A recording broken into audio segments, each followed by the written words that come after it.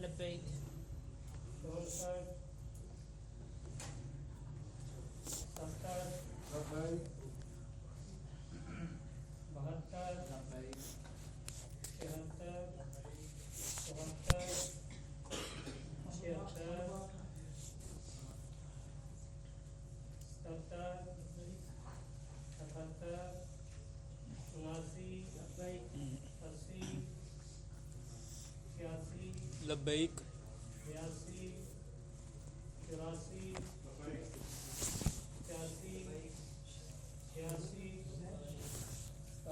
84 86 87 لبیک 88 89 لبیک 91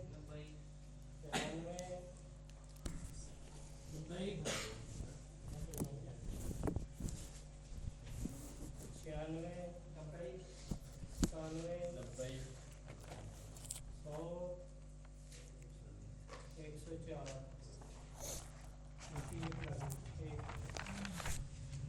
ایک سے 19 تک تو یہ ہے.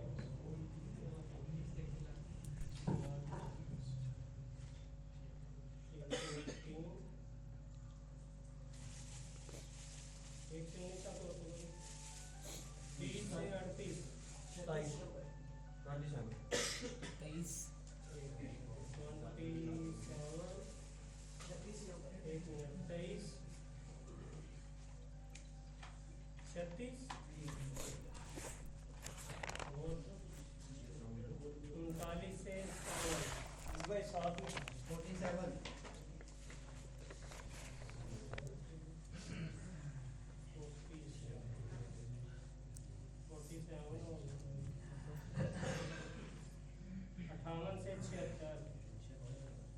76 آگے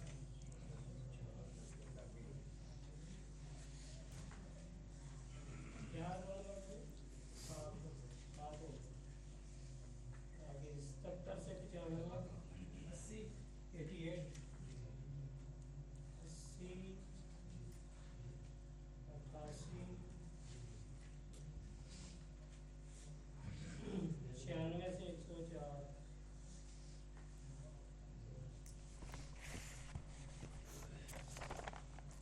الحمدللہ وحدہ والصلاة والسلام علی من لا نبی بعدہ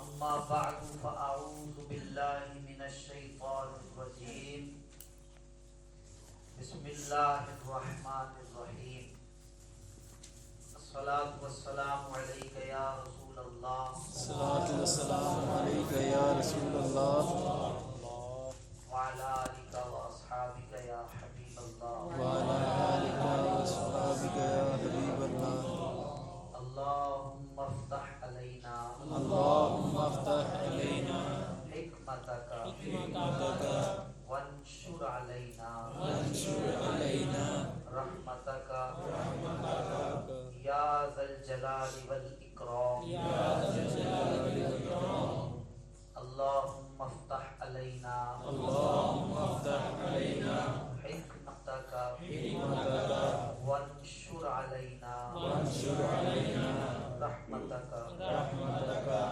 یا ذا الجلال والاکرام یا ذا الجلال والاکرام اللہم افتح علینا اللہم افتح علینا حکمتک حکمتک وانشر علینا وانشر علینا رحمتک رحمتک یا ذا الجلال والاکرام یا ذا الجلال والاکرام الصلاة والسلام علیک یا نبی اللہ الصلاۃ والسلام علیک یا نبی اللہ وعلی آلک واصحابک یا نور اللہ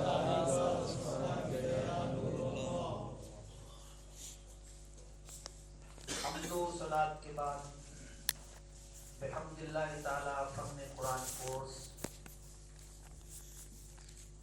یہ بس آخری ایام جاری ہیں. کل بارگاہ رسالت صلی اللہ علیہ وسلم کے آداب اور تعظیم مصطفیٰ صلی اللہ علیہ وسلم کے حوالے سے قرآن نے جو درس دیا ہے اور اس کی اہمیت کو جس انداز سے، جس محتم بشان طریقے کے ساتھ قرآن نے نبی پاک صلی اللہ علیہ وسلم کی تعظیم، حضور کا ادب کرنے کا حکم دیا ہے، اس کا کچھ بیان ہم نے سنا تھا۔ اچھا، یہ قرآن جن کے سامنے اترا، اس کے جو اولین مخاطب ہیں وہ کون ہیں؟ صحابہ کرام۔ جس نبی کی تعظیم کے بارے میں قرآن نے حکم دیا، اس نبی کو آنکھوں سے دیکھنے والی ہستیوں کو اصحاب رسول کہا جاتا ہے۔ اب جن کے سامنے، جن کے روبرو ظاہری حیات طیبہ کے ساتھ وہ نبی جس کی تعظیم کا، جس کے ادب کا قرآن نے حکم دیا، بڑا ہی معنی رکھتی ہے یہ بات کہ ان ہستیوں کے ادب کے واقعات بھی کچھ یہاں پر بیان کر دیے جائیں۔ آپ بڑے صاحب ذوق ہیں، آپ سارے حضرات میرے سامنے آ کے بیٹھیں گے نا، مجھے نظر آتے ہیں ذوق والے نظر آتے۔ خطاب اتنا اچھا ہوتا ہے جب خطیب کے سامنے سننے والے ذوق والے ہوں۔ یہاں سامنے بیٹھے رہے، منتشر ہو کے بیٹھے، اکٹھے پہلے نہ بیٹھے۔ اچھا، پھر توجہ ادھر فرمائیں۔ جن کے سامنے قرآن کا نزول ہوا اور جس نبی کی تعظیم قرآن نے بیان کی، وہ نبی کی تعظیم کیسی کرتے تھے، اس کے چند ایک واقعات ایمان کو بڑی حرارت بخشیں گے، اور یہ مسئلہ تعظیم مصطفیٰ صلی اللہ علیہ وسلم بڑا واضح ہو جائے گا کہ اب تعظیم کرنی کیسے ہے۔ قرآن مجید فرقان حمید سورہ بقرہ میں اللہ تبارک و تعالیٰ نے منافقین سے یہ کہا تھا، ان کے بارے میں یہ آیت ہے، وَإِذَا قِيلَ لَهُمْ آمِنُوا كَمَا آمَنَ النَّاسُ قَالُوا أَنُؤْمِنُ كَمَا آمَنَ السُّفَهَاءُ۔ اللہ تعالیٰ فرماتے جب ان سے کہا جاتا ہے، کن سے؟ منافقین، کہا جاتا ہے کہ ایمان اس طرح لے کر آؤ جس طرح اور لوگ ایمان لائے ہیں، کما آمن الناس، جس طرح اور لوگ ایمان لائے ہیں۔ یہاں الناس سے باجماع مفسرین صحابہ کرام مراد ہے۔ فرمایا کہ جس طرح اور لوگ ایمان لائے ہیں، نبی پاک کے صحابہ ایمان لائے ہیں، تم بھی اس طرح ایمان لاؤ۔ تو وہ کہتے ہیں کہ ہم ان بے وقوفوں کی طرح ایمان لاؤ، ہم ان بے وقوفوں کی طرح ایمان لے آئے۔ مفسرین نے لکھا ہے کہ منافقین نے یہ جو کہا تھا نا، ان کو سفہاء کہا، بے وقوف کہا، وہ کس بات پہ؟ وہ اس بات پر کہا تھا کہ وہ نبی پاک کی تعظیم حد درجہ کیا کرتے تھے، اس بات پر ان کو بے وقوف کہا تھا۔ تو اللہ تعالیٰ نے تو ان کو، جن کو منافقین بے وقوف کہہ رہے ہیں، اللہ تعالیٰ نے رول ماڈل بنا دیا ایمان کا۔ کس کا؟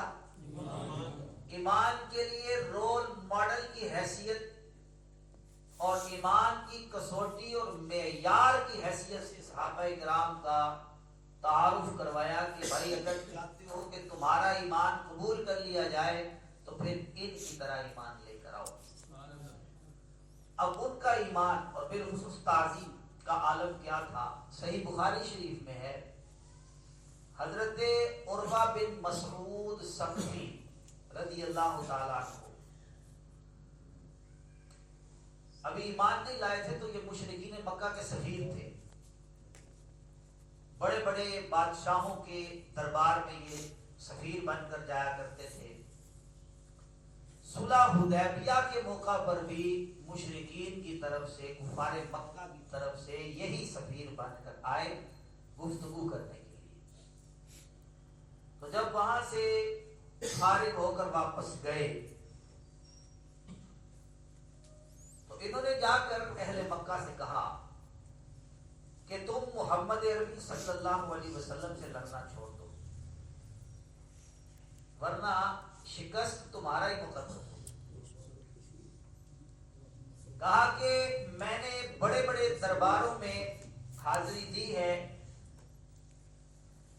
بڑے بڑے بادشاہوں کے درباروں پر گیا ہوں، درباروں میں گیا ہوں، نجاشی، کیسر و کسریٰ کے دربار میں نے دیکھے ہیں، لیکن جو تعظیم محمد صلی اللہ علیہ وسلم کے اصحاب ان کی کرتے ہیں، ایسی تعظیم میں نے کسی کے ہوتے ہوئے نہیں دیکھی۔ کفار نے کہا کہ کیسی تعظیم تھی، ذرا اس کو بیان کرو۔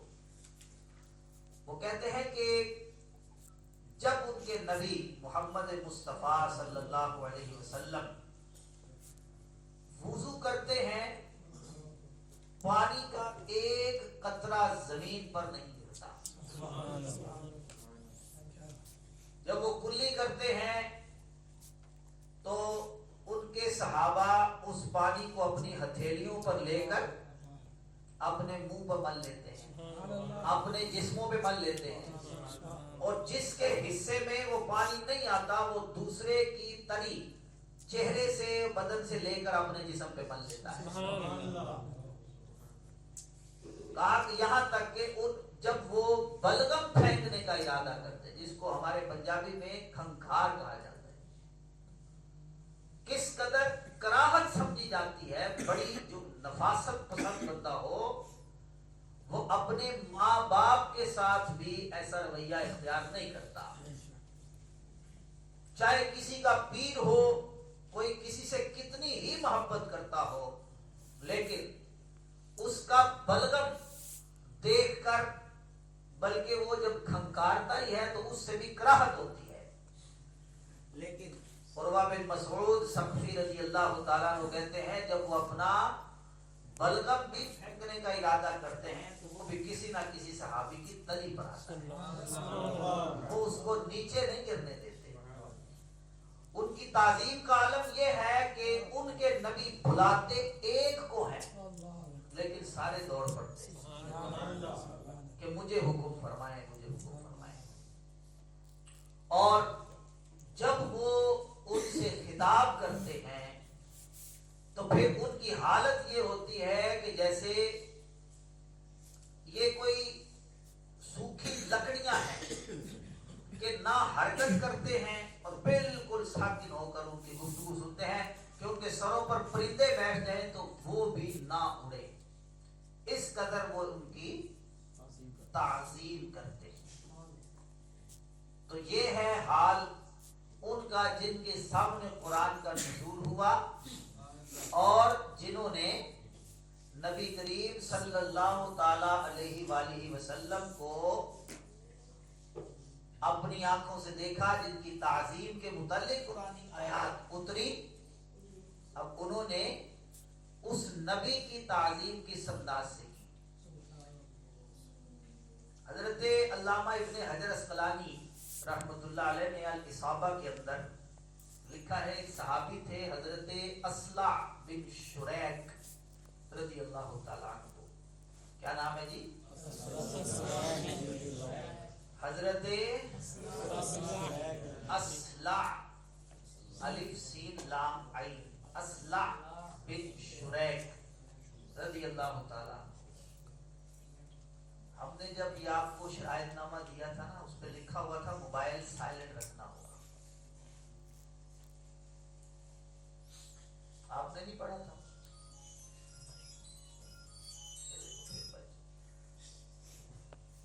موبائل بند کر دیں جی، موبائلوں کی ٹون بند کر کے رکھ دیں۔ حضرت اصلع بن شریک رضی اللہ تعالیٰ عنہ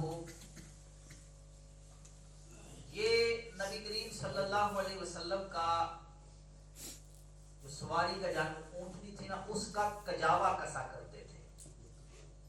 اونٹنی کا کجاوا کسنے کی ان کی ڈیوٹی تھی، ذمہ داری تھی.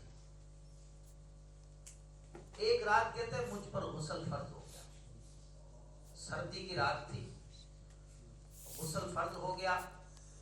کہتے کہ میں نے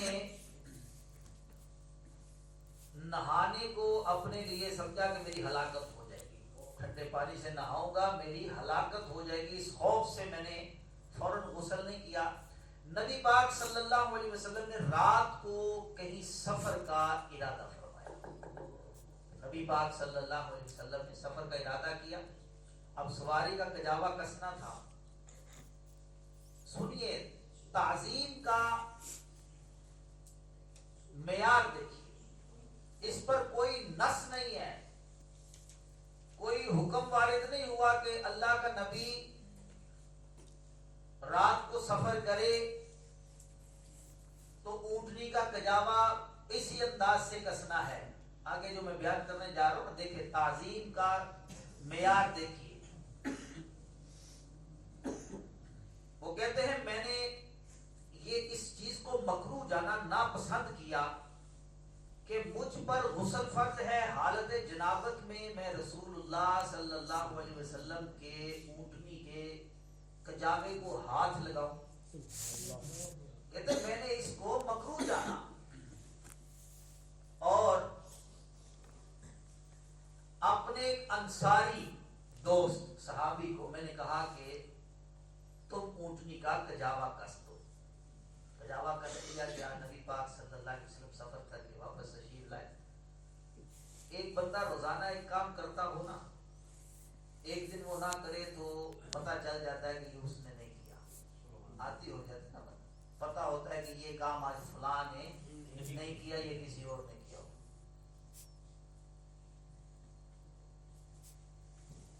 حضرت اصلاح بن شریح رضی اللہ عنہ کہتے ہیں کہ حضور صلی اللہ علیہ وسلم سفر کر کے آئے. حضور نے پوچھا اصلاح کیا وجہ ہے، آج کجاوا کسی اور نے کسا ہے، تم نے آج کجاوا نہیں کسا. حضرت اصلاح کہتے ہیں یا رسول اللہ صلی اللہ علیہ وسلم میں جنابت میں تھا اور میں نے اس بات کو ناپسند کیا کہ اس حالت میں آپ کی اونٹنی کے کجاوے کو ہاتھ لگا. یہ ہے تعظیم. ہم نے بنیاد کہاں سے شروع کی تھی؟ میں نے کیا کہا تھا کہ جب قرآن اتر رہا تھا جن کے سامنے سب سے اولین مخاطب کون تھے؟ صحابہ کرام. اور جس نبی کے بارے میں تعظیم کا حکم دیا جا رہا تھا وہ نبی ان کے سامنے. اب انہوں نے کیا کس انداز سے تعظیم کی یہ دیکھیے. حالانکہ کوئی یہ ناجائز بھی نہیں ہے،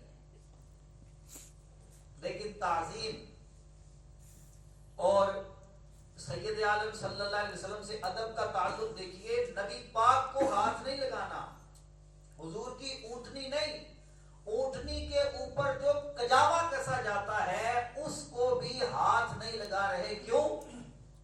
کہ اس کی نسبت رسول اللہ کی اونٹنی سے ہے اور اونٹنی کی نسبت رسول اللہ سے ہے. یہ تعظیم ہے. یاد رکھیے ایمان سارے کا سارا ادب اور تعظیم پر مشتمل ہے. جو بے ایمان ہے نا وہ لازماً بے ادب ہے. کیا ہے جی؟ بے ادب. پروفیسر صاحب کل آپ نے جو بات کی تھی نا، آپ نے مسئلہ درست سنا ہوگا.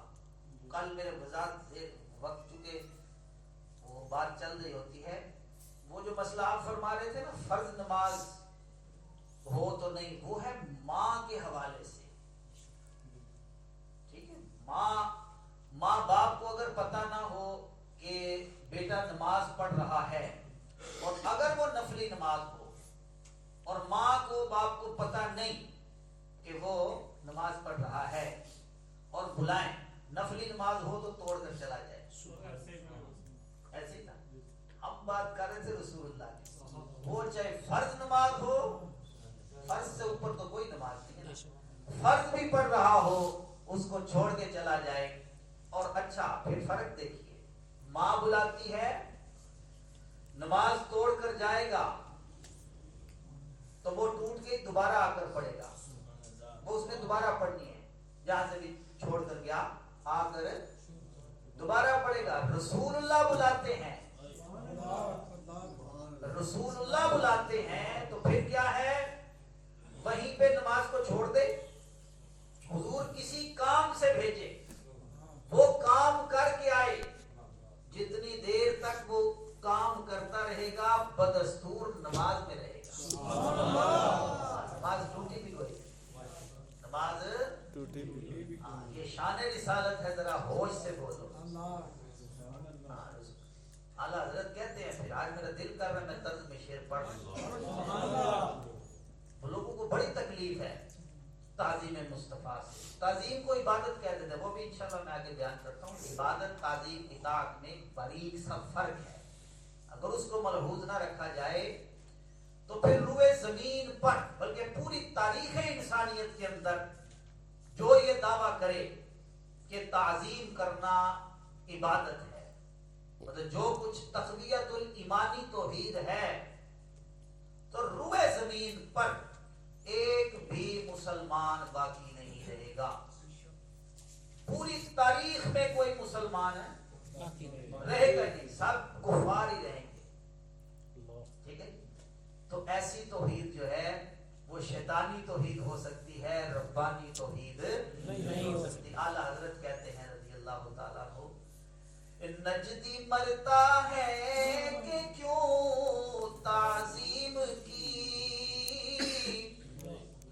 نجدی مرتا ہے کہ کیوں تعظیم کی, یہ ہمارا دین تھا پھر تجھ کو کیا, یہ ہمارا دین تھا, یہ دین ہے ہمارا. رسول اللہ کی تعظیم کیا ہے, دین ہے. کل آیت گزر گئی نا, کیا آیت تھی, اِنَّا أَرْسَلْنَاكَ شَاهِدًا وَمُبَشِّرًا وَنَذِيرًا لِتُؤْمِنُوا بِاللَّهِ وَرَسُولِهِ وَتُعَزِّرُوهُ وَتُوَقِّرُوهُ وَتُسَبِّحُوهُ بُكْرَةً وَأَصِيلًا. اللہ تعالیٰ نے رسول بھیجنے کا مقصد ہی یہ بیان کیا کہ لوگ اللہ اس کے رسول پر ایمان لائیں, محض ایمان قبول نہیں, فرمایا کہ رسول کی تعظیم و توقیر کریں. رسول کی تعظیم و توقیر کریں, تعظیم و توقیر, تعظیم و توقیر. یہ بھی تعظیم ہوتی ہے جب حضور کا ذکر ہو رہا ہو تو ادب کے ساتھ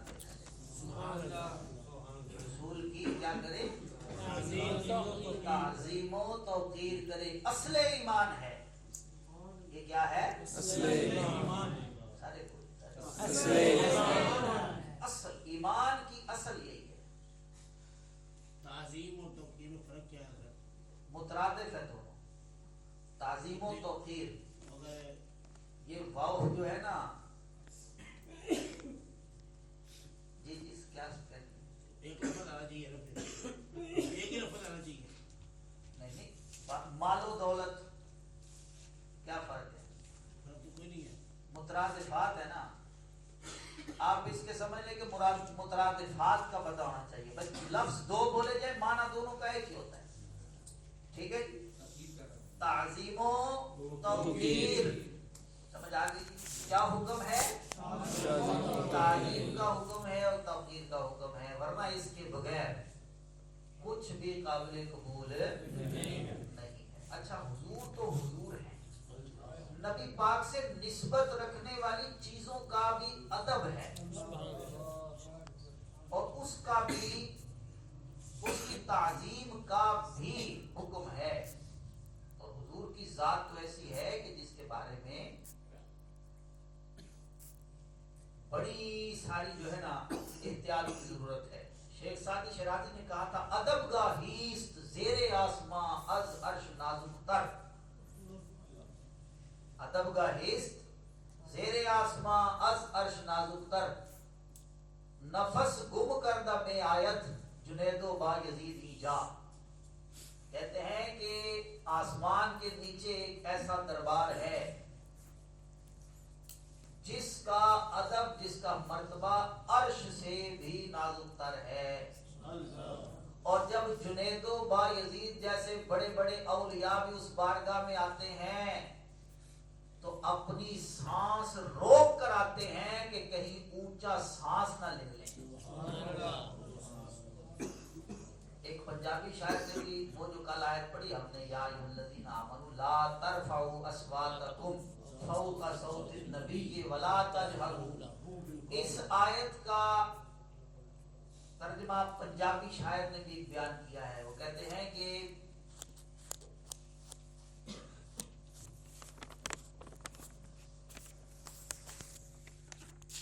قرآن مجید خدا نے حمید کی یہ جو آیت ہے، ایک پنجابی شعر ہے، اللہ نے فرمایا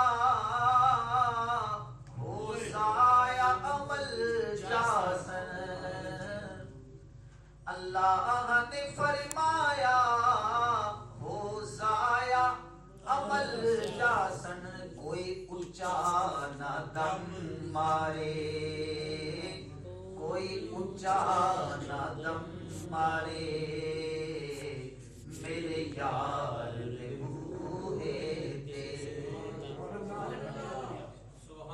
یہ بارگاہ بڑی نازک بارگاہ ہے. نبی پاک کے کپڑوں کا بھی ادب ہے، نبی پاک کے نعلین شریفین کا بھی ادب ہے. یہ ہمارے فقہا نے کتابوں میں لکھا ہے. نعل جوتے کو کہتے ہیں نعل. ایک لفظ ہوتا ہے اس کی تصغیر بنائی جائے جس سے چھوٹے کے معنی لیے جاتے ہیں. جیسے حسن ہے نا، حسن، حسن کی تصغیر حسین. اسی طرح نعل کی جو تصغیر ہے وہ آتی ہے نعیل. کیا آتی ہے جی؟ نعل کو کسی نے نعیل کہا. فقہا نے لکھا ہے فتاوی قاضی خان میں اور دیگر فقہ کی جو متون و شروع کے اندر یہ مسئلہ موجود ہے کہ جو رسول اللہ کی نعل کو نعیل کہے وہ کافر ہے. وہ کیا ہے؟ کافر. ہاں، یا جو عقل کے گھوڑے دوڑائے گا نا اتنی سی بات پہ کیسے کفر ہو گیا، تو تم جانتے نہیں ہو کہ دربار رسالت کا معاملہ کیا ہے. بھائی دیکھتے نہیں ہو اعتراض کفار کرتے ہیں، جواب اللہ دے رہا ہے. سبحان اللہ. اور جتنا کافر کہتا ہے اللہ اس سے بڑھ کر جواب دیتا ہے. ابو لہب نے کہا تھا اے محمد تیرا ہاتھ ٹوٹ جائے، جس ہاتھ سے اشارہ کر کے تو نے ہمیں بلایا ہے تیرا ہاتھ ٹوٹ جائے. ابو لہب نے یہ کہا تھا. اللہ تبارک و تعالیٰ نے پوری سورت اس کی مذمت میں اتاری. تبت یدا ابی لہب وتب، ابو لہب تیرے دونوں ہاتھ ٹوٹ جائے. اس نے ایک ہاتھ کا کہا تھا. پھر آگے بھی بیان کیا اور پورا وہ نقشہ بیان کر دیا. اور وہ جو اس کی سہولت کار تھی اس کی بیوی، گستاخی کا جملہ اس نے نہیں بولا تھا، ام جمیل نے. وہ صرف کیا کرتی تھی، وہ لکڑیاں جمع کر کے لے کر آتی تھی. وہ ایک وہ پھندا تیار کر رہے تھے، وہ لکڑیاں جمع کر کے لے کے آتی تھی. تو اس کی بھی مذمت اسی صورت کے اندر بیان کر دی گئی. تو یہ جن کی سمجھ میں تعظیم کا مسئلہ نہیں نہ آتا وہ ایمان سے خالی ہوتے. ہمارے فقہا نے تو یہاں تک لکھا ہے کہ رسول اللہ صلی اللہ علیہ وسلم کے کپڑوں کو کوئی میلا کہے وہ بھی کافر ہے. رسول اللہ کے کپڑوں کو نیند آ رہی ہے، جاگ کے بیٹھے. اچھا جی، کپڑوں پہ کوئی چیز لگ جائے نا تو عرف میں لفظ کیا ہے اس کے لیے؟ یہ کہا جاتا ہے کپڑے گندے ہو گئے، میلے ہو گئے، یہی کہا جاتا ہے. اب یہ کتب فقہ کے اندر مسئلہ چلتا آ رہا تھا. رسول اللہ کے کپڑوں کو جو میلا کہے وہ کیا ہے؟ اوکے، یہ دیکھنا چاہیے نا کس کی طرف کیا لفظ منسوب کر رہے ہیں. اعلیٰ حضرت امام احمد رضا رضی اللہ تعالیٰ عنہ سے کسی نے یہ فقہی عبارت رکھ کر سوال کیا. اعلیٰ حضرت سے کیا سوال کیا کہ جی عرف کے اندر جب کسی کے کپڑے گندے ہو جاتے ہیں، مطلب اوپر کوئی چیز لگ گئی، تو ان کو میلا ہی کہا جاتا ہے نا. توجہ فرمائیے گا، یہ بڑی قیمتی بات ہے کہ اعلیٰ حضرت کے در سے مل سکتی ہے. کپڑوں پہ کوئی چیز لگ گئی، عرف کے اندر کوئی گستاخی والا پہلو بھی کوئی نہیں ہے. یہ بھی نہ کوئی ہے پہلو بھائی کسی کے کپڑے گندے ہو، بندہ والد کو بھی کہہ لیتا ہے بھائی تھوڑے کپڑے گندے ہو گئے نہیں، اللہ ہوتے تو دے ہی، اس میں کوئی وہ نہیں ہے. لیکن نبی کا معاملہ اس سے جدا ہے. لیکن اس کو حل کیا جو اعلیٰ حضرت نے، وہ کیسے؟ اب سوال کیا کسی نے کہ کپڑوں کے اوپر اگر کوئی چیز لگ جاتی ہے تو عرف کے اندر اس کو میلا ہی کہا جاتا ہے. اعلیٰ حضرت رضی اللہ تعالیٰ عنہ سے جب یہ سوال ہوا تو آپ نے جو فرمایا کہ اس بے ایمان کا منہ جلے، اس بے ایمان کا منہ جلے جو یہ کہے رسول اللہ کے کپڑے میلے تھے، خدا توفیق ادب دے، تو وہ یہ کیوں نہ کہے کہ مٹی نے دامن رحمت میں بنا لے رہی ہے.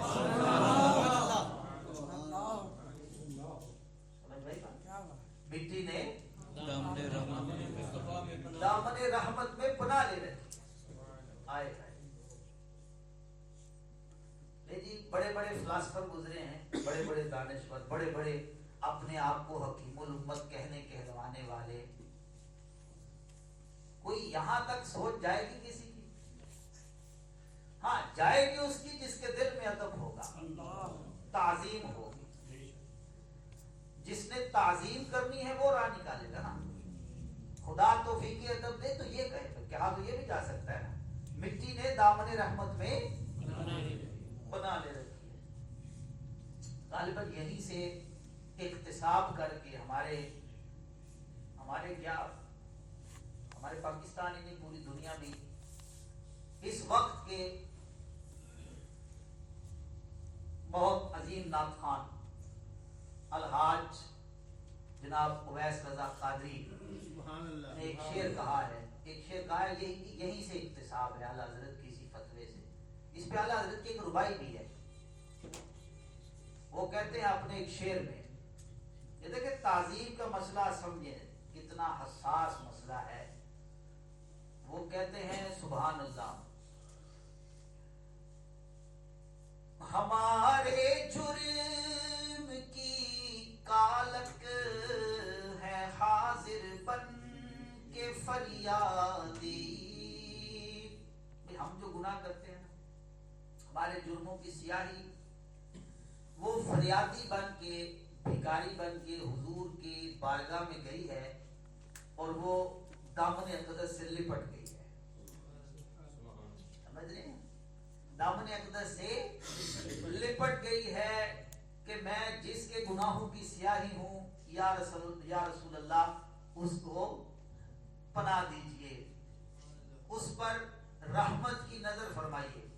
ہمارے جرم کی کالک ہے حاضر بن کے فریادی،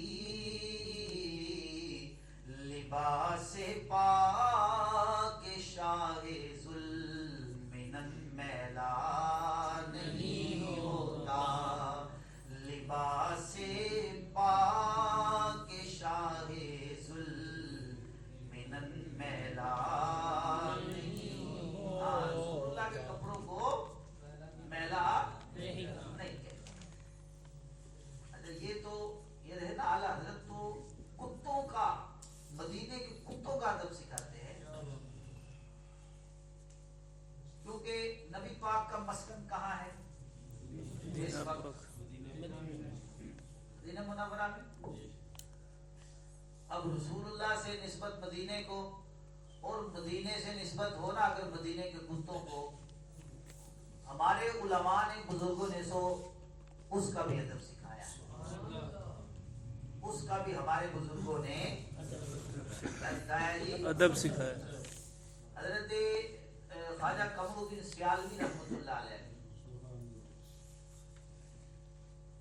کوئی جانے لگا نا مدینہ شریف تو وہ کہنے لگی یہ میری چادر لے جاؤ اور جب دیکھو کہ کوئی مدینے کا کتا گزر رہا ہے اس کے قدموں کے نیچے رکھ دینا, وہ اوپر سے گزر جائے تو بس پھر اس کو لے آنا تاکہ میں اس کا کفن بنا کر قبر میں لے سبحان اللہ سبحان جو مدینے کی گلیوں کا مدینے کتوں کا اتنا ادب کرتے ہیں, آپ سوچ سکتے ہیں رسول اللہ کا کتنا ادب کرتے ہو, وہ حضور سے کتنی عقیدت رکھتے ہوں گے. اعلیٰ حضرت امام احمد رضا کہتے ہیں, لیکن اعلیٰ حضرت کہتے ہیں دل کے ٹکڑے نظر حاضر لائے ہیں, دل کے ٹکڑے نظر حاضر, یعنی ہمارے پاس اور تو مدینے کے کتوں سے کہتے ہیں دل کے ٹکڑے نظر حاضر لائے ہیں, اے سگانے کوچائے دلدار ہم, اے مدینے کی گلی میں پھرنے والے کتوں, رسول اللہ کی گلی کے کتوں, ہم تمہارے لیے دل کے ٹکڑے ہی نظر کرنے کے لیے حاضر لے آئے. مقام پر اعلیٰ حضرت کہتے ہیں خوف ہے سما خراشی سگے طیبہ کا, خوف ہے سمع خراشی یہ سگے طیبہ. سمع خراشی کہتے ہیں کسی کی معمولی سی آواز بھی کسی کو نہ پہنچانا, کسی کو جیسے کوئی سو رہا ہو, کوئی اپنے کام میں مصروف ہو, تو ہلکی سی آواز بھی کسی کو نہ پہنچانے کو کیا کہتے ہیں, سمع خراشی. کہتا نہیں سمع خراشی کے لیے معافی. تو یہ لفظ اعلیٰ حضرت کہتے ہیں خوف ہے سمع خراشی یہ سگے طیبہ کا, جو مدینے کے کتے گلیوں میں سو رہے ہیں ان کے جاگ جانے کا مجھے خوف ہے کہ کہیں یہ جاگ نہ جائے جو آرام سے میٹھی نیند سو رہے ہیں. خوف ہے سمع خراشی یہ سگے طیبہ کا, ورنہ کیا یاد نہیں نالا و فغاں ہم کو. کہتے ہیں ورنہ مجھے بھی آہو فغاں کرنی آتی ہے, رسول اللہ سے دامن تار کر کے آہو فغاں کر کے مانگنا مجھے بھی آتا ہے, صرف اس لیے آہو زاری نہیں کر رہا کہ مدینے کے کتے کیا کر رہے ہیں, آرام کر رہے ہیں. اب اندازہ کیجئے جو مدینے کے کتوں کا ایسا ادب دل میں رکھتے ہوں, وہ نبی پاک صلی اللہ علیہ وسلم کا کتنا ادب کرتے ہیں. وہ امام جب ہمیں تعظیم کا درس دے تو وہ کتنی ثقافت کا درس ہوگا, کتنا مضبوط وہ درس ہوگا جب وہ امام اس امام کو حق پہنچتا ہے کہ پھر وہ رسول اللہ صلی اللہ علیہ وسلم کی ذات اور نبی پاک کی محبت کا درس دے. صرف زبانی نبی پاک صلی اللہ علیہ وسلم کی اطاعت محبت کا درس دینا اور ہے, خود نبی پاک کی اطاعت میں ڈوب کر محبت میں تعظیم میں فنا ہو کر جب کوئی درس دے گا اس کا پھر اثر ہوتا ہے. اور یہی وجہ ہے کہ عشق و محبت رسول اور تعظیم مصطفیٰ صلی اللہ علیہ وسلم کے درس کے لیے اعلیٰ حضرت امام محمد رضا کا نام ایک استعارہ ہے, اعلیٰ حضرت کا نام ایک سند ہے, اعلیٰ حضرت کا نام ایک پہچان ہے کہ جو بریلی سے صدا اٹھتی ہے محبت رسول کی, تعظیم مصطفیٰ کی, اس آواز کے اندر ایک گرج ہوتی ہے, اس آواز کے اندر ایک اثر ہوتا ہے, اس آواز کے اندر ایک تاثیر ہوتی ہے جو دلوں میں تیر بن کر پیوست ہوتی ہے اور دل کی دنیا کو زیر و زبر کر دیتی ہے. نعرہ تکبیر, اللہ اکبر, نعرہ رسالت. یہی وجہ ہے کہ جن کا تعلق اعلیٰ حضرت امام محمد رضا سے ہے. دیکھیں علم پڑھنے کے بعد نا بڑے ایسے راہ آتے ہیں, جب بندہ علم پڑھتا ہے بڑے ایسے راہ آتے ہیں کہ سمجھ نہیں آتی کہ اب کیا کرنا ہے. وہاں پھر عشق رہنمائی کرتا ہے, وہاں پر عشق رہنمائی کرتا ہے. اور عشق اور محبت یہ کسی ایسے سے لی جائے نا جو خود اس مقام پر فائز ہو. اب دیکھیں نا یہاں میں نے اعلیٰ حضرت کی کتاب کا تعارف کروایا تھا آپ کو, الامن والولا کا. پہلے بتائیں اس کی کیا خاصیت تھی, یہ تحفہ دیتے ہیں اس کو. جی سب سے پہلے آپ کے ہاتھ کھڑا ہو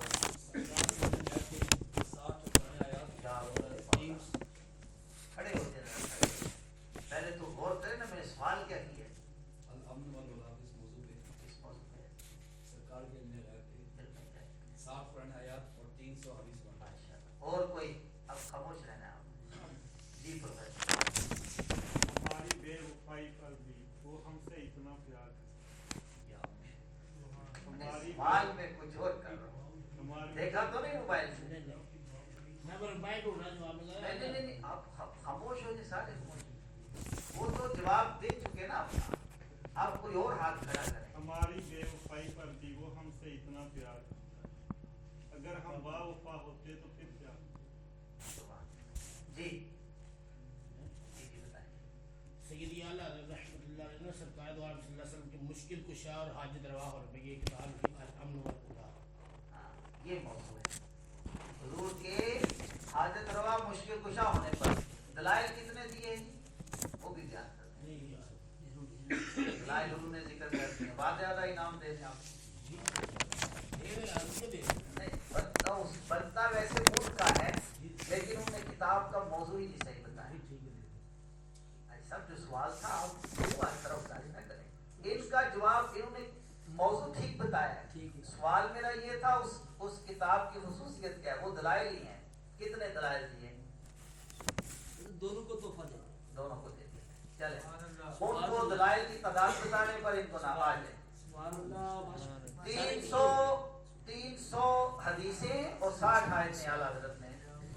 اچھا یہ آپ نے سن لیا اب سنیں یہ اعلیٰ حضرت ہے نا مولوی اشرف علی تھانوی حکیم الامت دیوبند سنیں اب تصویر کا دوسرا رخ آپ کو دکھاؤ جن کو علم پر بڑا ناز ہے جی تھانوی نے 1000 کتابیں لکھی اور اشرف علی تھانوی نے خود لکھا الافاضات یومیہ کے اس کے ملفوظات ہیں. تھانوی نے خود لکھا میں ایک جگہ تقریر کرنے گیا مجھے کہا گیا کہ رسول اللہ صلی اللہ علیہ وسلم کا تذکرہ خیر فرمائیے نبی پاک کی شان و عظمت بیان کریں تو کہتا ہے کہ اس وقت فقیر کو کوئی بات مستحضر نہیں ہے. توجہ کر رہے ہیں آپ شان مصطفیٰ پر بیان کرنے کے لیے کس کو کہا گیا ہے حکیم الامت آف دیوبند 1000 کتابیں لکھنے والے یعنی کسی گلی محلے کا مولوی نہیں حکیم الامت آف دیوبند مولوی اشرف علی تھانوی صاحب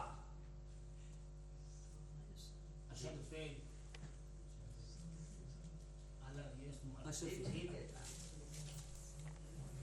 جی مولوی اشرف علی تھانوی جو دیوبندیوں میں وہ مقام رکھتا ہے جو اہل سنت و جماعت بریلوی مکتب فکر میں اعلیٰ حضرت امام محمد رضا کا ہے. وہ ادھر کا مجدد ادھر کے مجدد ادھر مجدد کا عالم دیکھیے پوچھا گیا کہا گیا کہ تقریر کرے گی موضوع کیا ہو ذکر حبیب شان رسالت کہتے ہیں کہ فقیر کو اس وقت کچھ مستحضر نہیں ہے حالانکہ سنیوں کا بچہ ہے یہی تو ایک موضوع ہے کہیں بھی کھڑا کر دو اتنا ضرور پڑھ لیں گے سب سے اولا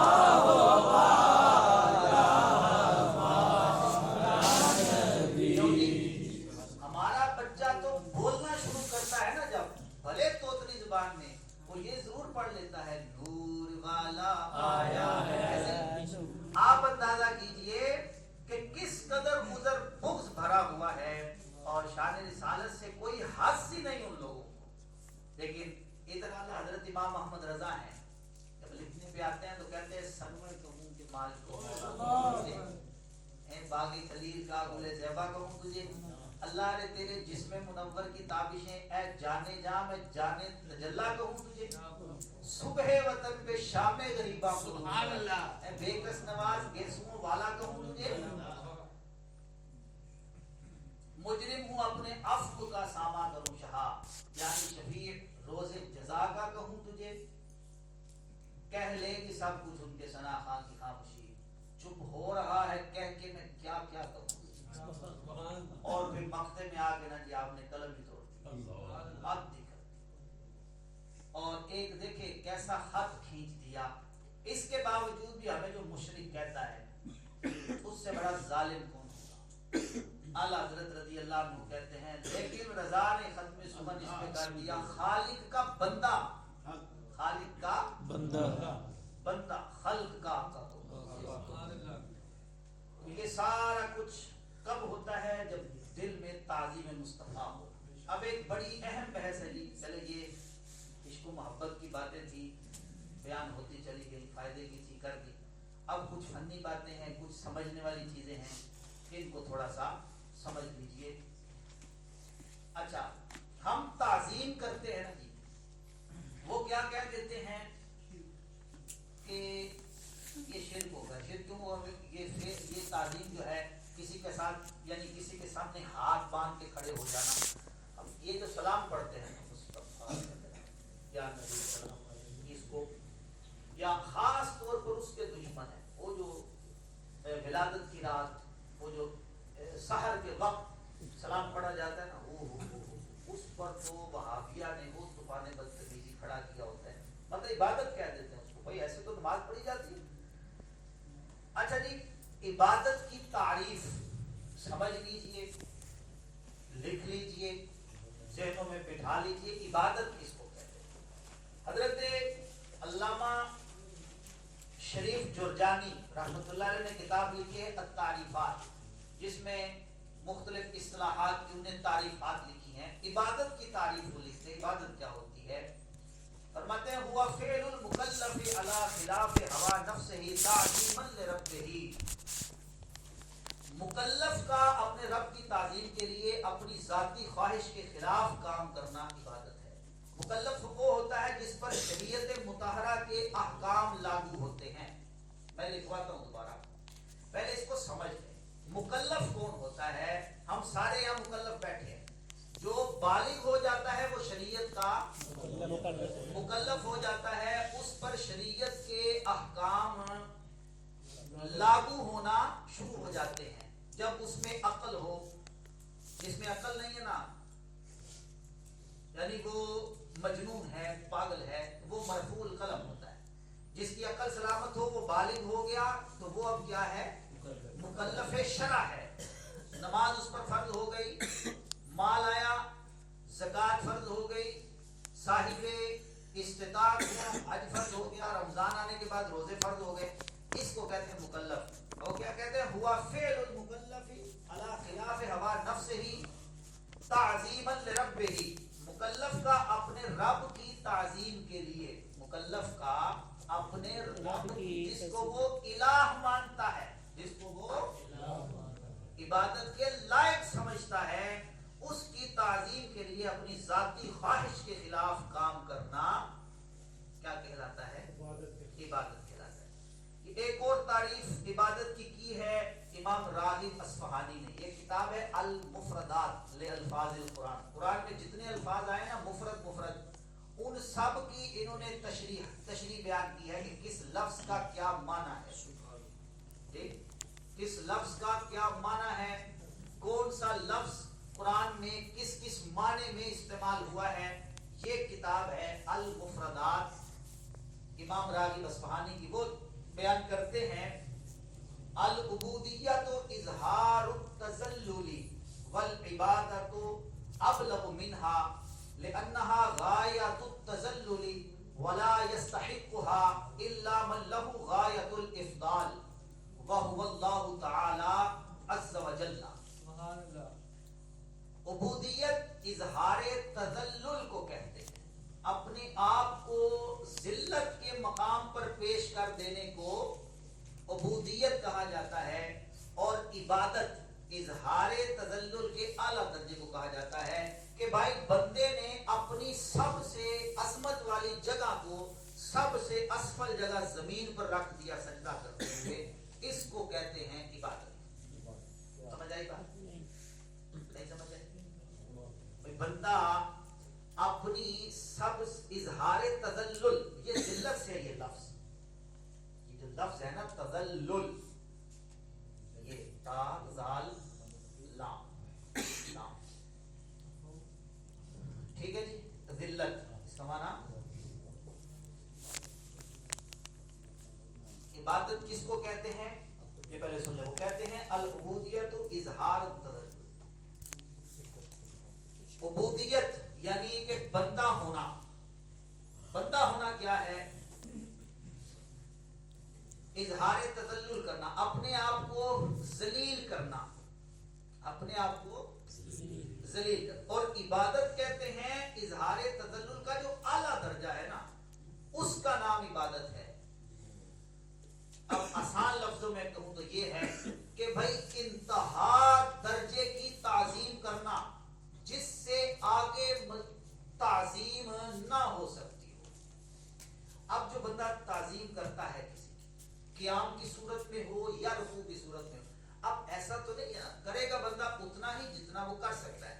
اب ایسا تو نہیں ہے کہ وہ الٹا لٹک جائے. یہ تو اب مطلب کوئی اگر کسی کے ذہن میں یہ آ جائے، یا کئی لوگ ایسے اعتراض کر دیتے ہیں کہ نہیں سجدے سے زیادہ بھی ہو سکتی ہے تذلیل، بندہ اپنی کر سکتا ہے. وہ اچھا جی وہ کیا، وہ اس نے صرف پیشانی رکھی ہے نا، وہ ٹکرے مارنا شروع کر دے. تو یہ عقل کے خلاف بات ہے. مطلب سجدہ کسی نے کیا ہے نا، اب اس سے آگے مزید ذلت اور نہیں ہو سکتی. اس نے اپنی ناک کو، پیشانی کو زمین پر رکھ دیا ہے. اب کھڑا ہے تو وہ یوں کھڑا ہے، ہاتھ باندھ کر کھڑا ہے، ہل نہیں رہا. یہ عبادت ہے. اب سمجھ میں آ گئی بات؟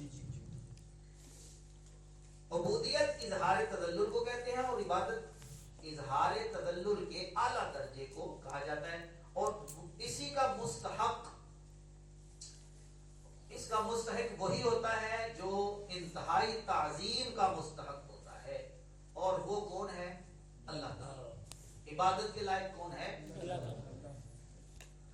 اب ایک اہم بات ہے، وہ آپ لکھ لیں، نوٹ کر لیں اس کو. عبادت کی بنیاد، یہ لکھ لیں، یہ بات لکھ لیں. عبادت کی بنیاد کسی کو الہ یعنی مستحق عبادت سمجھ کر، عبادت کی بنیاد کسی کو الہ یعنی مستحق عبادت سمجھ کر اس کی انتہائی تعظیم کرنے اور اس کے سامنے انتہائی عاجزی کرنے پر ہے.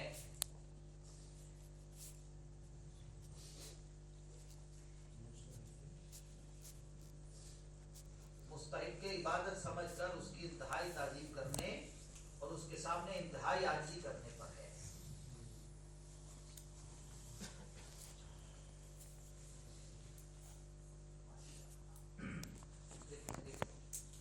لکھ لیا؟ اچھا جی، تعظیم کو چونکہ عبادت کیا دیتے ہیں مخالفین جو ہیں، ہماری تعظیم کو کیا کہہ دیتے ہیں؟ وہ عبادت. جو ہے ماشاءاللہ. عبادت اور تعظیم میں میرا خیال ہے کہ فرق سمجھ لیا جائے. عبادت اور تعظیم میں فرق کیا ہے؟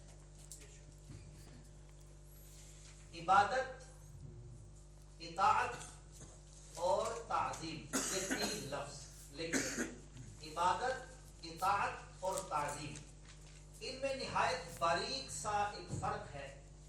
بعض لوگ اس نازک فرق کا اعتبار نہیں کرتے اور دھڑا دھڑ شرک کے فتوے ڈال دیتے ہیں.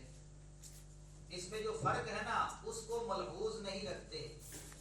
توجہ ادھر رکھیں، آنے والوں کی طرف نہیں. اچھا، وہ فرق نہیں کرتے تو اطاعت کو عبادت کہہ کر اللہ تعالیٰ کے برگزیدہ بندوں کی تعظیم اور پاکیزہ ہستیوں سے نسبت رکھنے والی چیزوں کے ادب کو وہ شرک سمجھنے لگتے ہیں. اور اس طرح پھر نتیجہ کیا نکلتا ہے؟ سارے مسلمانوں کو مشرک قرار دے دیتے ہیں. اب ان تینوں میں فرق ہے. عبادت کیا ہے اس کی تفصیل میں بیان کر چکا ہوں. عبادت کیا ہے کہ کسی کو الہ سمجھ کر، کسی کو یہ یاد رکھیے، عبادت اس وقت ہوگی جب کسی کی تعظیم اس انداز سے کی جائے کہ اس کو الہ سمجھ لیا جائے. الہ سمجھ کر، الہ عبادت کے لائق. اب عبادت کے لائق سمجھ کر اگر کسی کو تعظیم کی تو پھر کیا ہے؟ یہ اب عبادت ہے. الہ سمجھا پھر عبادت. اور اگر الہ نہیں سمجھا، کسی کو بندہ سمجھا، اللہ تعالیٰ کا بندہ سمجھا اور اس کی تعظیم کی، تو پھر یہ عبادت نہیں بلکہ محض تعظیم ہے، محض اطاعت ہے اور محض یہ اس کا احترام ہے. اطاعت اور تعظیم، اب ان دونوں کے بارے میں سمجھ لیں کہ یہ اللہ کے بندوں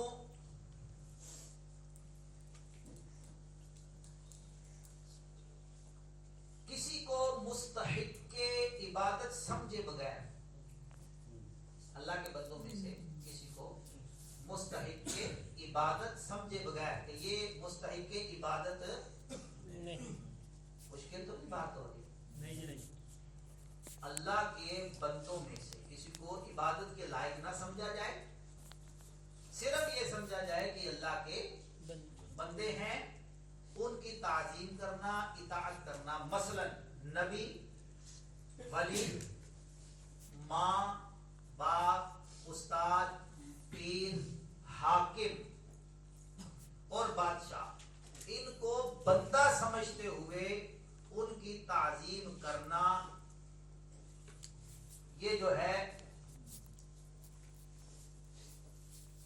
عبادت کے زمرے میں نہیں آتا. عبادت کے زمرے میں نہیں آتا. اطاعت اور تعظیم، یہ بات بھی آپ نوٹ کر لیں گے تو فائدہ دے گی. اطاعت اور تعظیم اللہ تعالیٰ اور بندوں سب کی ہو سکتی ہے. اطاعت اور تعظیم اللہ کی بھی ہو سکتی ہے، بندوں کی بھی ہو سکتی ہے. ٹھیک ہے، بات مشکل تو نہیں ہوگی. ایک دم وہ میرا خیال ہے تقریر سے ہم تدریس کی طرف آئے ہیں نا. عبادت صرف رب کی ہوگی. یہ جو لکھوایا اس کو لکھ لیں، یہ بھی فرق بالکل واضح ہونے لگا. آ جائیں، یہ کرسی آگے کریں. حضرت مولانا آگے کرسی ادھر رکھیں. توجہ کریں، توجہ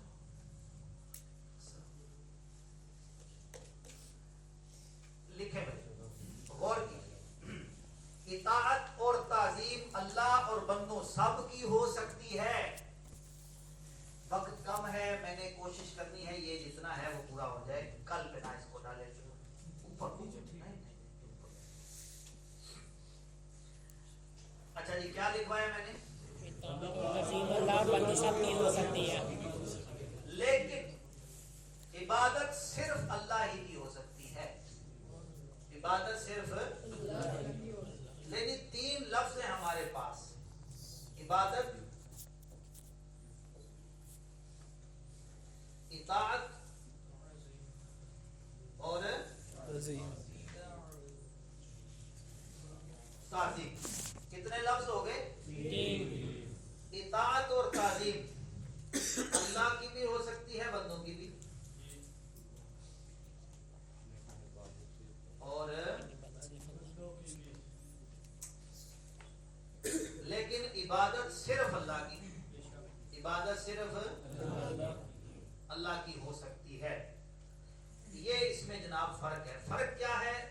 عبادت، اطاعت، تعظیم، ان تینوں میں فرق یہ ہے کہ جب کسی کی تعظیم الہ سمجھ کر کی جائے وہ عبادت ہے، اور اگر الہ نہ سمجھا جائے، بندہ سمجھ کر تعظیم کی جائے تو وہ عبادت ہرگز نہیں ہو سکتی. اتنی سی بات سمجھ آ گئی. اگر الہ سمجھ کر تعظیم کی، عبادت کے زمرے میں چلی جائے گی.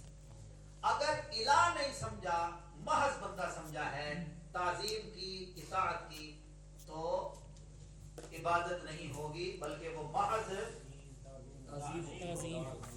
قرآن مجید میں ان تینوں لفظوں کا استعمال ہوا ہے.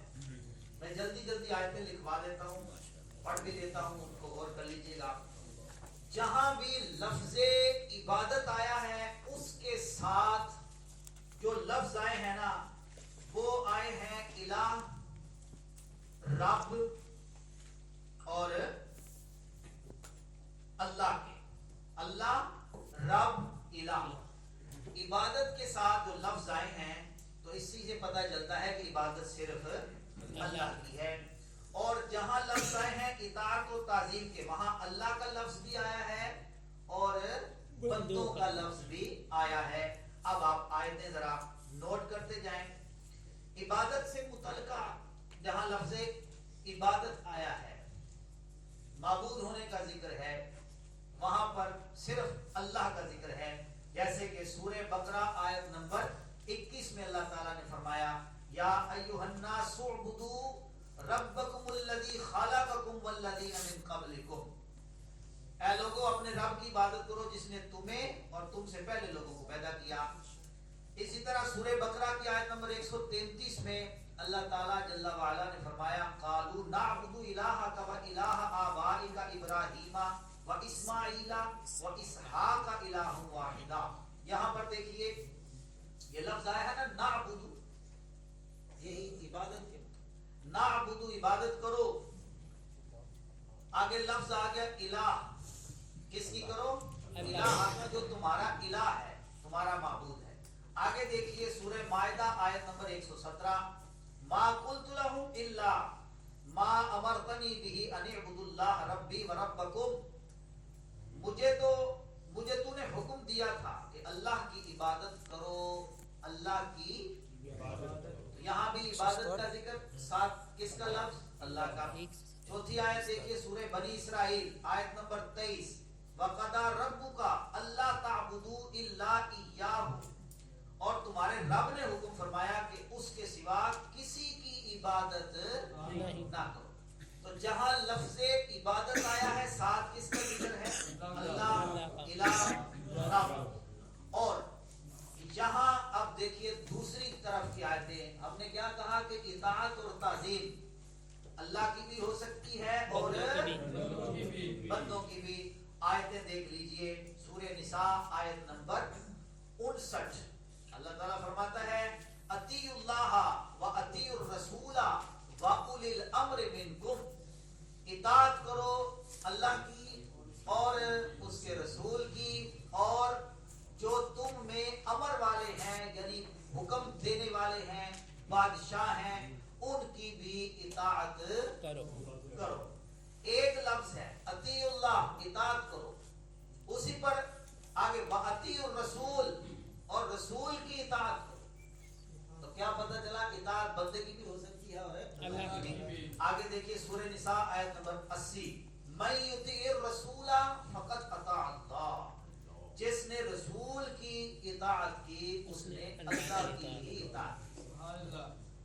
سمجھ شریف میں آئی بات. آگے دیکھیے سورہ حج کی آیت نمبر 32. یہ تو اطاعت کی بات ہوگی. اب آگے تعظیم. تعظیم کو نہیں مانتے باقی نہیں جی، تعظیم کی تو عبادت ہو گئی. دیکھیے قرآن کیا کہتا ہے وَمَن يُعَظِّمْ شَعَائِرَ اللَّهِ فَإِنَّهَا مِن تَقْوَى الْقُلُوبِ. اور جو اللہ کی نشانیوں کی تعظیم کرے، جو اللہ کی نشانیاں کیا ہیں؟ ان الصفا والمروہ من شعائر اللہ، وہ بھی اللہ کی نشانی. اور صفا مروہ ہے کیا؟ پہاڑیاں. پہاڑیاں کس کی ہیں؟ کیا وہ پتھر. بت بھی پتھروں کے ہوتے ہیں جی، اور یہ بھی پتھر. یہ اللہ کی نشانیاں اور وہ اللہ کے دشمن. فرق کیا ہے؟ نسبت نے فرق کر دیا. ان کی نسبت اللہ کی بندی سے ہوئی، شاعر اللہ بندی. مسجدیں بھی شاعر اللہ ہیں، ہم تعظیم کرتے بھی ہیں. بھائی ایک ہی فیکٹری سے کیوں جی راجہ صاحب اینٹیں لی جائیں، ایک ہی فیکٹری سے سیمنٹ لیا جائے، ایک ہی فیکٹری سے یہ ٹائلیں لے کر ایک کا استعمال واش روم کے لیے کر دیا اور ایک کا این مسجد کے لیے. وہاں ہم جوتے لے کے جا رہے ہیں، یہاں اتار کے آ رہے ہیں. تعظیم ہو گئی، تعظیم کر رہے ہیں. یہ اللہ کی نشانیاں ہیں. تو یہی فرمایا وَمَن يُعَظِّمْ شَعَائِرَ اللَّهِ فَإِنَّهَا مِن تَقْوَى الْقُلُوبِ. اور جو اللہ کی نشانیوں کی تعظیم کرے تو یہ دلوں کی پرہیزگاری ہے. پتہ چلا اللہ کی نشانیوں کی تعظیم، اللہ کے سب سے بڑی نشانی تو اللہ کے نبی ہوتے ہیں نا، اور نبیوں میں بھی سب سے بڑا مرتبہ پانے والے رسول اللہ ہے۔ تعظیم کوئی اس وقت کرے گا جب اس کے دل کے اندر تقوی ہوگا، جب اس کے دل کے اندر تقوی ہوگا۔ قرآن نے یہی کہا نا، فَإِنَّهَا مِن تَقْوَى الْقُلُوبِ، یہ دلوں کی پرہیزگاری ہے، انہیں نصیب ہوتا ہے تعظیم کرنا جب دل کے اندر پرہیزگاری ہو۔ اور دوسری صورت میں کیا ہے وہ کل ہم بیان کر چکے، فی قلوبہم مرض، فی قلوبہم مرض فزادہم اللہ مرضا۔ اللہ فرماتا ہے جس کے دل میں مرض آ جاتا ہے، بیماری آ جاتی ہے، ہم اس کو اور بڑھاتے ہیں، ہم اس کو اور بڑھاتے ہیں۔ یہ فہم قرآن بھی ایسوں کی تکلیف میں اضافہ کرنے کا سبب بنے گا۔ اللہ تعالیٰ ہمیں توفیق ہمت دے۔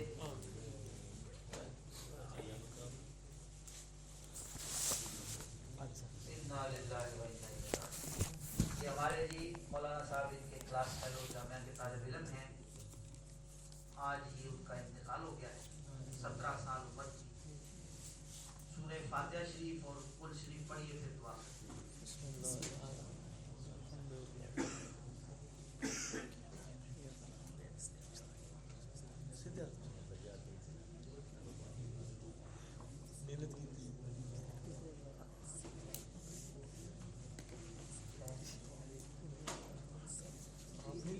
تھوڑا سا ٹائم آپ کا آج دیکھیں نا جی، دو طرح کی، ایک یہ خبر غم آ گئی، اور یہ دیکھیں میں آپ کو چلیں بات بڑی بتاؤں، شکیل بھائی ہمارے بیٹھے ہیں، آج آپ دیکھ رہے ہوں گے یہ صرف کہنے کی حد تک دھولا نہیں لگ رہے، آج واقعی ان کا نکاح تھا، نکاح کے بعد رخصتی بھی ہوئی ہے اور کلاس میں بر وقت تشریف، ٹھیک ہے، دلہن آج آئی ماشاءاللہ، اللہ تعالیٰ ان کی شادی مبارک کرے۔ تو کلاس نہیں جی چھوڑی انہوں نے،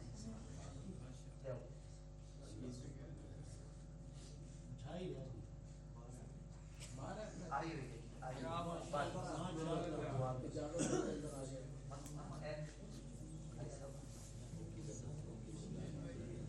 آپ نے پڑھ لی تھی۔ آج ہمارے الحمدللہ گجرات کے خطیب ہیں، امام ہیں، تشریف لائے ہیں،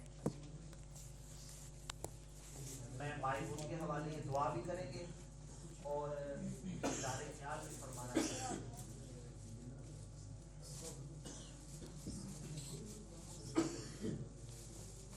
خاموشی سے بیٹھا اعوذ باللہ من الشیطان الرجیم، بسم اللہ الرحمن الرحیم۔ اسلام، دین اسلام کے عظیم طلباء، اللہ رب العزت کا بے پناہ شکر ہے کہ اللہ رب العزت نے آپ کو اپنے محبوب کریم کے دین مدین کی خدمت کے لیے چن لیا۔ انہیں پر خاص کرم ہوتا ہے جس پر اللہ رب العزت خصوصی شفقت کرنا چاہتا ہے، جنہیں نوازنا چاہتا ہے۔ وقت کافی بیت چکا ہے، حضرت کے ذرا نوازی ہے اور عظیم انسان ہے۔ اللہ رب العزت ان کی کاوشوں کو، ان کی نعمتوں کو، ان کے پڑھانے کے انداز کو، ان کی آپ کے طلباء کے ساتھ محبت و شفقتوں کی جو خیرات ہے انہیں مزید عطا فرمائے۔ اور میں دعا گو ہوں کہ اللہ رب العزت آپ کے علم میں، عمل میں مزید برکت عطا فرمائے۔ بسم اللہ الرحمن الرحیم، اللہم صلی علی سیدنا و مولانا محمد وعلی آل سیدنا مولانا محمد مبارک وسلم وسلم علیہ۔ الہی العالمین، حاضرین نے جتنی تعداد میں سورۃ فاتحہ، سورۃ اخلاص پڑھی، ایک ایک حرف کو، ایک ایک لفظ کو اپنی بارگاہ میں شرف قبولیت نصیب فرما۔ اس کا ثواب نبی رحمت صلی اللہ علیہ وآلہ وسلم کی بارگاہ میں گنہگار غلاموں کی طرف سے ہدیۃً تحفۃً پیش کرنے لائق قبول فرما۔ حضور کے وسیلہ جلیلہ سے تمام انبیاء کرام، اہل کرام، صحابہ کرام، صحابیات، ازواج مطہرات، بالخصوص حضرت عائشہ صدیقہ رضی اللہ تعالی عنہا اور حضور کی دیگر ازواج کی ارواح کو اس کا ثواب پیش کرنے لائق قبول فرما۔ خصوص بالخصوص ان تمام تر کلمات عبادت کا ثواب تمام سلاسل کے بزرگان دین کی روایت ارواح کو پیش کرتے لائق قبول فرما. غزوہ بدر کے شہداء، غزوہ احد کے شہداء و شہیدان کربلا و اہل بیت کرام کی ارواح کو اس کا ثواب پیش کرتے لائق قبول فرما. بالخصوص ماہ جمادی الثانی شریف کی بابرکت مہینہ کی مناسبت سے یار غار یار مزار سیدنا صدیق اکبر رضی اللہ تعالیٰ عنہ آپ کی روح پر فتح کو اس کا ثواب پیش کرتے لائق قبول فرما. ان بیٹے کے لیے سال ثواب کے لیے کہا گیا الہی اس بچے کے قبر کی نظروں کو آسان فرما، کربٹ کربٹ جنت عطا فرما، آل خاندان کو صبر جمیل عطا فرما. حضرت حنظلہ غسیل الملائکہ حضرت حنظلہ رضی اللہ تعالیٰ عنہ کی شہادت کا صدقہ الہی العالمین کو بہار عطا فرما، جنت الفردوس میں اعلیٰ مقام نصیب فرما. الہی تمام احباب کے علم میں عمل میں برکت عطا فرما. حضرت علامہ حسن رضا صاحب الہی ان کی کاوشوں کو اپنی بارگاہ میں شرف قبولیت فرما کے اس محفل پاک کو روزانہ کے اس عمل کو تدریس کے عمل کو اپنی بارگاہ میں فہم قرآن کے کلاس کو اپنی بارگاہ میں شرف قبولیت فرما کے عظمت عطا فرما، بلند عطا فرما. دین مدین کی مزید خدمت کی توفیق نصیب فرما. ان کے علم عمل میں مزید برکت عطا فرما. ان اللہ و ملائکتہ یصلون علی النبی یا ایھا الذین آمنوا صلوا علیہ وسلموا تسلیما. اللہم صلی علی سیدنا مولانا محمد مبارک وسلم. آخر میں ہمارے شبیر بھائی یہ نئی زندگی کا آغاز جو انہوں نے کیا ہے الہی ان کے زندگی کے نئے سفر میں برکتیں عطا فرما. زندگی میں آنے والے ہر مسائل کے حوالہ سے ذہنی ہمانگی نصیب فرما. اللہم صلی علی سیدنا و مولانا محمد مبارک وسلم.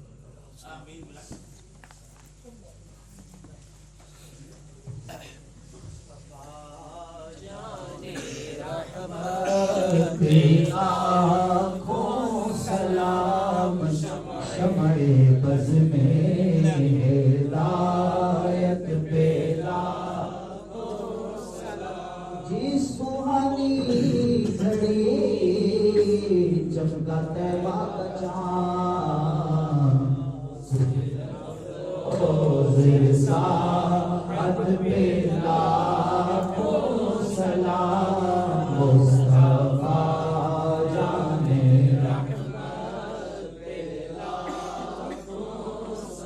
مجھ سے خدمت کے قدسی کرنے حاضر مصطفیٰ جانے رحمت سلام شمع بز میں ہدایت پیدا کو سلام. ہمارے بھائی ہیں سکین بھائی دلہا بنے ہیں. چند منٹ آپ اور ذرا روکیں. ان کی شادی کے موقع پر صحرا خوشی کا ایک لمحہ ہوتا ہے. تو یہ کچھ عرصہ پہلے ہمارے دوست کے لیے انہوں نے تو ہمیں خیر ہر وقت بتایا ہوتا ہے ان کے نام سے نیا سہرا میں لکھ دیتا. کسی اور کے لیے سہرا لکھا تھا کیونکہ دعائی اشعار پر مشتمل ہے. ان کے لیے چند سے پڑھ دیتے ہیں. سہرا ہے آج دولہا کے سر پر سجا ہوا، سہرا ہے آج دولہا کے سر پر سجا ہوا، اور چہرہ مثل پھول ہے اس کا کھلا ہوا، اور چہرہ مثل پھول ہے اس کا کھلا ہوا.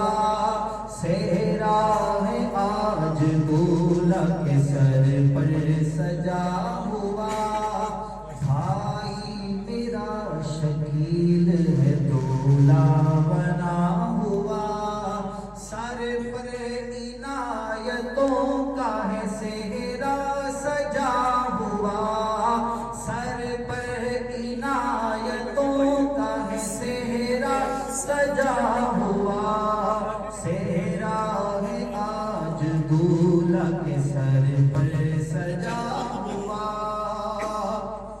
ماں باپ کو احباب کو ڈھیروں مبارکیں، ماں باپ کو احباب کو ڈھیروں مبارکیں، محفوظ ہوں ہمیشہ حسن حسد سے قرابتیں محفوظ ہو ہمیشہ حسد سے قرابتیں صحرا ہے آج دولہا کے سر پر سجا ہوا اللہ دائمی انہیں خوشیاں عطا کرے اللہ دائمی انہیں خوشیاں عطا کرے ان سے ہر ایک موڑ پہ رحمت وفا کرے ان سے ہر ایک موڑ